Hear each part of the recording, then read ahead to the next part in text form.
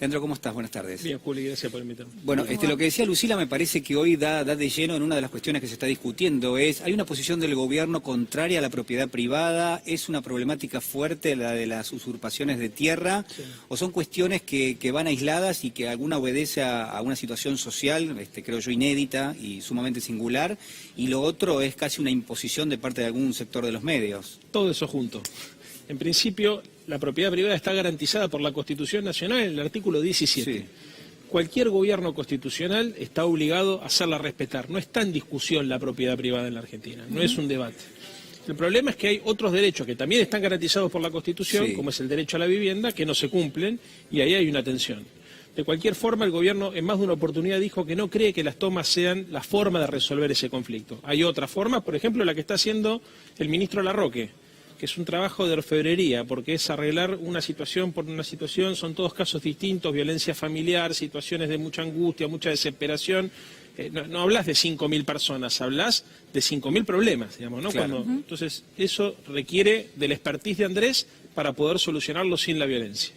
Ahora, me llama mucho la atención el tuit del jefe de gobierno, porque hace referencia al derecho de propiedad que obviamente no está en juego en la Argentina de ninguna manera. Sin embargo, lo que sí está en juego en la ciudad de Buenos Aires es la propiedad pública, porque desde que Rodríguez Larreta es jefe de gobierno se privatizó el equivalente al barrio de Núñez. Se utilizaron terrenos públicos como el de Costa Salguero para hacer emprendimientos privados. Entonces yo celebro que el jefe de gobierno condene la toma, reclame a cualquiera, quien corresponda a la justicia, entiendo yo, que se cumpla con el artículo 17 de la Constitución. Pero también le voy a pedir, no solamente en mi calidad de legislador de la Ciudad de Buenos Aires, sino en mi calidad de ciudadano de la Ciudad de Buenos Aires, que se cumpla con lo que pide la OMS, que son 11 o 12 metros de espacio verde cuadrado por 11 o 12 metros cuadrados de espacio verde por persona, que en la Ciudad de Buenos Aires no se cumplen. Entonces, en lugar de utilizar el terreno público o para darle respuesta al problema habitacional o para darle respuesta al problema ambiental, ¿qué es lo que hace Horacio Rodríguez Larreta? Construye torres que son grandes emprendimientos que para colmo terminan vacíos porque significan en realidad grandes reservorios de valor de los sectores más acomodados de la ciudad. Entonces, lo que estamos viendo en la Ciudad de Buenos Aires, la verdad, que es un verdadero latrocinio del terreno público.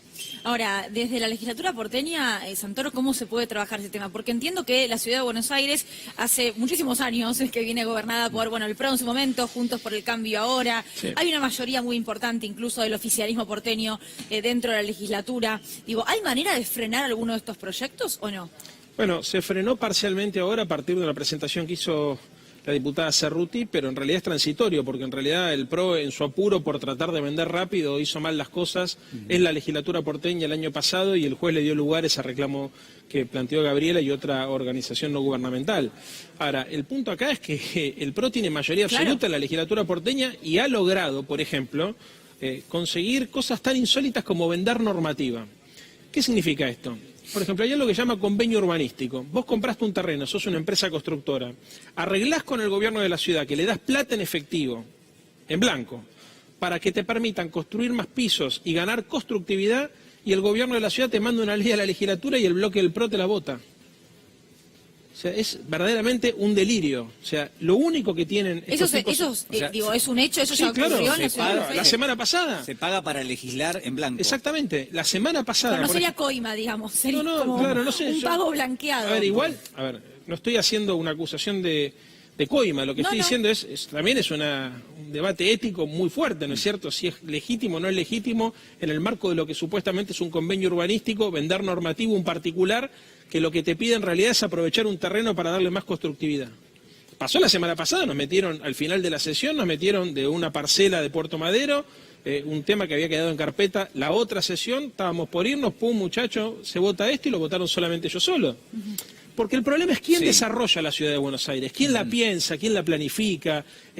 La piensan, la planifican los desarrolladores inmobiliarios, ¿no? Ahora, el problema es que los que vivimos en la Ciudad de Buenos Aires tenemos cada vez menos espacio verde, cada vez más smog, cada vez más contaminación sonora, cada vez más contaminación visual, y en lugar de ir hacia un modelo de sociedad sustentable, verde, amigable, con plazas donde los ciudadanos podamos encontrarnos en el espacio común, no, encontramos donde hay un espacio común, un emprendimiento privado que está generalmente llevado adelante por empresas muy cercanas al gobierno de la ciudad. Leandro, me quedo pensando en esto, ¿no? En las declaraciones que hacía hace un ratito nada más, Miguel Ángel Pichetto, estuvo en Entre Ríos, acompañando a los hermanos Echeverre, no a todos por supuesto, sino a Luis Miguel y a Juan Diego, y en ese contexto dijo, bueno, que la justicia decida en la medida en que decida que quienes están adentro son usurpadores, digamos. ¿Hay una utilización política del caso de los Echeverre de parte de Juntos por el Cambio? Sí, sin duda. Bueno, en esto que tratabas vos, me parece, en tu introducción de ordenar, no es lo mismo lo que pasa en Guernica que lo que pasa en Entre Ríos. Eso es un problema familiar, me parece que acá se está montando la política y en lugar de simplificar esto lo termina complicando porque lo que genera es más indignación en un sector de la sociedad que por ahí no hace el hilado fino de todo esto, que ve simplemente los grandes trazos y lo que le lleva la imagen o la impresión que se lleva cada vez que ve este tipo de conflicto es que la política se pelea entre sí, no le resuelve sus problemas y que para colmo depende del canal que miren, es cierto, puede llegar incluso a la conclusión de que en la Argentina está en peligro la propiedad privada.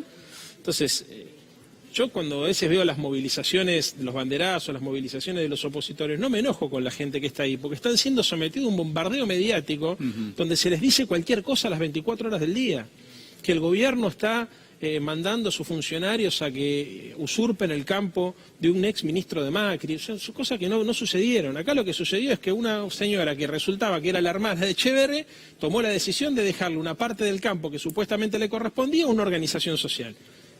Y el gobierno no se manifestó ni a favor ni en contra. Eso es un problema de los particulares, lo tiene que resolver la justicia. Y además, Juan Graboy no es funcionario del gobierno. Y las organizaciones que están interviniendo no son organizaciones ni siquiera que estén representadas en el frente de todo. Porque son organizaciones sociales, no tienen representación política. Pero bueno. Ahora, Santoro, desde tu lugar de asesor presidencial, no como legislador porteño en este caso... Sí. Que la agenda termine siempre copada por ahí por estos temas, incluso que desde el gobierno no haya habido una salida rápida cuando se lo empezó a involucrar en esta situación, ¿no es un error? Nuestro, 100%. 100%, es un error nuestro, comunicacional, de diseño político, claramente.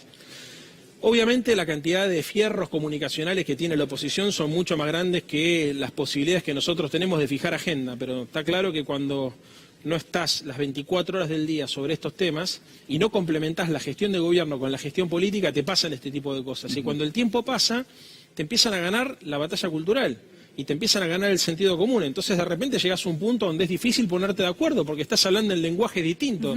Y muchos de los que articulan este tipo de operaciones después no pueden volver atrás porque avanzan tanto en la mentira que después resulta imposible sentarse a negociar cualquier tipo de desarme ideológico, ¿no es cierto? Llamémosle o armisticio político, llamalo como quieras, digamos, o, no sé, pacificación sobre los conflictos, porque no le pueden decir a su gente que en realidad avanzaron sobre un delirio. Entonces, hay un problema acá, que es que la lógica de la comunicación política muchas veces se desconecta de la realidad y el sistema de medios de comunicación legitima esa desconexión de la realidad. Entonces de repente vos mirás programas de televisión donde se discuten cosas que verdaderamente no suceden y las tratan como si sucedieran. Bueno, pero a ver, ¿cuál es la agenda hoy que uno estima que es la que tiene que ver con lo social, digamos? Y creo yo que está consignada por cuestiones de muchísimo sacrificio, limitaciones que ha impuesto la pandemia, el mercado laboral, digamos. La verdad que entiendo que ustedes, como el Frente de Todos, pero al mismo tiempo el rol del presidente de la Nación está al tanto de que eso está pasando, que hay inflación, de que sube el dólar porque lo menciona, de que no se va a devaluar porque eso genera pobreza. Digo, ¿cómo se está viendo eso? ¿Cómo se está analizando y cuáles son las medidas que se van a tomar? Desde hace mucho tiempo que se analiza con preocupación. Nosotros sabemos que esto iba a suceder, prácticamente te diría desde que Alberto volvió del viaje a Alemania. Cuando habló con Merkel y le dijo, mirá que lo que se viene es complicadísimo, esto no solamente es un problema sanitario, es un problema económico y después es un problema social. Entonces venimos preparados para esto hace mucho tiempo. Lo que es increíble es que un sector de la oposición, en lugar de entender que estamos bajo un régimen de emergencia, opere como si no pasara nada y le exija al gobierno tal cual le exigía antes de la pandemia. Por ejemplo, hay un dato que es muy concreto. Se discutió a partir de la carta de Cristina la bimonetarización de la economía argentina, que es un debate de fondo. Muy bien. ¿Qué es lo que decimos nosotros? Existe la restricción externa, es un problema recurrente en la economía, faltan dólares, cuando crecemos nuestra estructura demanda dólares, es una dificultad que hay que resolver. Es histórico, es histórico, ¿no? Marcelo Diaman, que siempre hemos hablado, Julián hablaba de una estructura productiva desequilibrada, ¿no es cierto? Hay un sector, el campo, que genera dólares pero no produce empleo, un sector, o de manera directa, porque Sí, de manera indirecta sí lo Indirecta, produce, sí. pero en términos de volumen produce más empleo en la industria que el campo, pero que insume dólares. Bueno, es un debate súper interesante que la verdad deberíamos dar en el marco de una mesa de concertación, porque le va a pasar al que venga, le pasa a Alberto y le pasó a Macri y le pasó a Cristina, o sea, pasa. ¿Qué dice la derecha? El problema no son los dólares, el problema son los pesos. Y empieza todo con una lógica fiscalista. Y hablan como si no estuviéramos en pandemia. Traducido, lo que está diciendo los intelectuales orgánicos de la derecha es corten con la IFE, corten con el ATP. Claro, que haya un recorte del gasto Que haya un recorte del gasto social. Entonces, ¿en qué país del mundo, en plena pandemia, en plena recesión mundial, un sector de los formadores de opinión le recomiendan al gobierno o presionan al gobierno para que recorte el gasto público? Esa es una discusión que podés tener más adelante, que sería legítimo discutir más adelante cómo hacemos para achicar el déficit fiscal, pero no en el pico de la pandemia.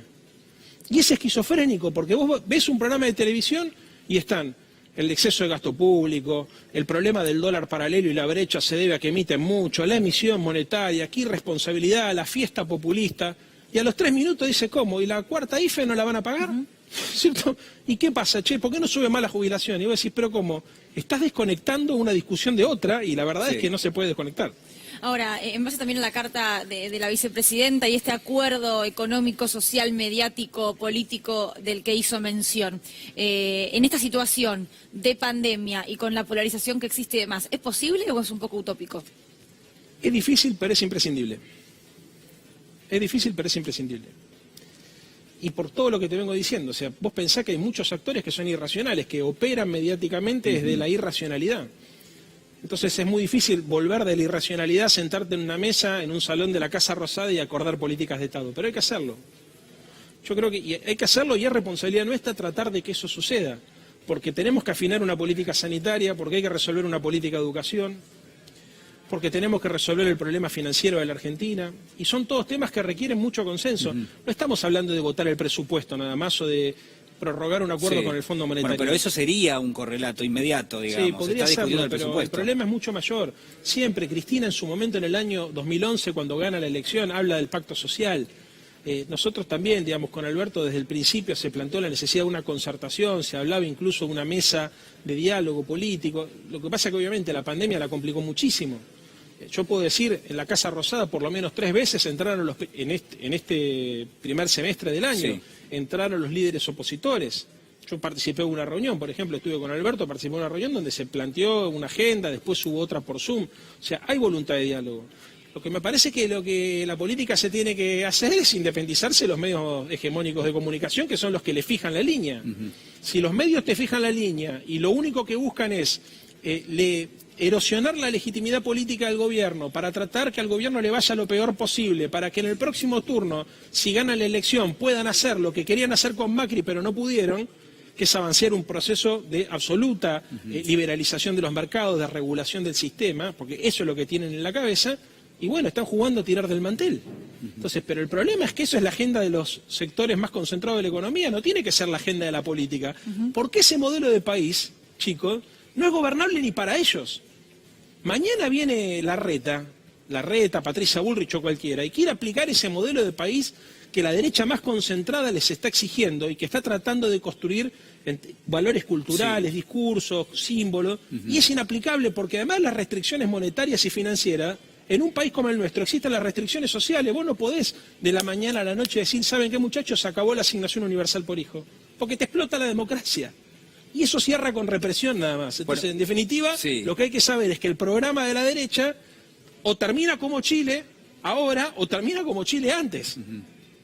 Con los carabineros en la plaza dándole palo a todo el mundo. Pero a ver, porque obviamente, digo, estamos hablando de algo que tiene que suceder en los próximos días, digamos, en función de distintas situaciones, sobre todo lo que está pasando en el frente financiero, que no es lo más urgente, pero al mismo tiempo, en general... Es lo más preocupante. Es lo preocupante por las señales, por cómo lo está tomando la economía, digo, ¿cuál sería una aplicación concreta de eso? Porque la vicepresidenta lo identifica, dice, bueno, que hay un problema que ni siquiera yo en mi mandato pude resolver, que le tocó a Macri, lo quiso resolver de otra manera, y no pudo tampoco, nos está tocando de nuevo, ¿no? Independientemente de que hay ahí como alguna situación donde dice, bueno, quizás hay funcionarios que no funcionan, no se menciona como una situación allí, pero dice, bueno, la verdad que le ha tocado a todos los gobiernos. Digo, ¿cuál sería el correlato inmediato? Es decir, un encuentro con los sectores sindicales, con la oposición política. Bueno, hay muchos. a ver, digo, para ponerte un solo elemento, se habla de la necesidad de crear instrumentos de ahorro en pesos, Sí.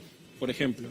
Se habla de la necesidad de concertar en el marco de una mesa al menos precios, salarios, yo le agregaría también impuestos, ¿no es cierto? O sea, pensar cómo hacemos para normalizar y tranquilizar Sí. la economía implica un acuerdo de muchos sectores. Por ejemplo, a mí muchas veces me dicen, hay que bajar impuestos. Bueno, pero que eso tenga como correlato la creación de empleo o el aumento de la tasa de inversión. Sí. Ahora, no que tenga como correlato el aumento de la rentabilidad de los sectores más concentrados del capital, porque eso no necesariamente se traduce en bienestar social. Bien, o sea, los impuestos tendrían que formar parte del acuerdo. Mi perspectiva, Sí. a ver, insisto, es una ingeniería. Digamos, los países serios desarrollan este tipo de ejercicio de construcción de consensos en una suerte de lógica espiralizada, donde vos arrancás de lo más simple a lo más complejo, no arrancás discutiendo el régimen tributario, porque no te vas a poner de acuerdo, pero arrancás discutiendo cosas concretas. Por ejemplo, no sé, muchachos, cortemos con esto de presionar para tratar de generar una devaluación, una corrida cambiaria con la excusa de que se está emitiendo demasiado para sostener los planes de asistencia social.